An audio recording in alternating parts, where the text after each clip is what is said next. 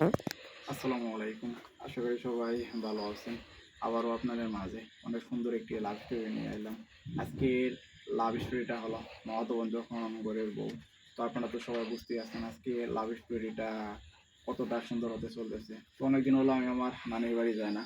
তো আমি হঠাৎ করে আমার নানির বাড়ি চলে যাই। কারণ নানির বাড়িতে গেলে আমার মনটা অনেক ভালো হয়ে যায়। বাড়িতে এরকম কেউ নাই যে কারো সাথে এরকম মানে গল্প করবো, সময় কাটাবো, খেলাধুলা করবো। আর নানি বাড়িতে অনেকগুলো মামাতো ভাইও আছে। তো সময় পাইলে আমি আমার নানি বাড়িতে চলে যাই। তো এবারও আগের মতোই নানি বাড়িতে গিয়ে চুপচাপ বসেছিলাম আর কিছু মামাতো ভাইদের সাথে খেলাধুলা করতেছিলাম। তো এরকমভাবে খেলাধুলা করতে করতেই তো অনেকদিন আগেই আমার একটা মামাতো বোনকে আমার অনেক ভালো লাগতো। সেই ভালো লাগার কথাটা আমি তখন তাকে বলেছিলাম। কারণ তখন সে কোনো কিছু বলে নাই। তো চুপ করেছিল। তো আমি খেয়াল করলাম সেই মামাতো বোনটা এখন একটু অন্যরকম হয়ে গেছে। তো সে আমাকে দেখে একটু হাসে আর আমার দিকে তাকিয়ে থাকে।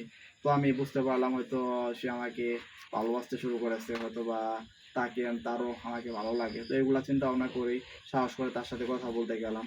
কথা বলার পরে জানতে পারলাম যে সে নাকি আমাকে এখন ভালোবাসে অথবা ভালোবাসতে চায়।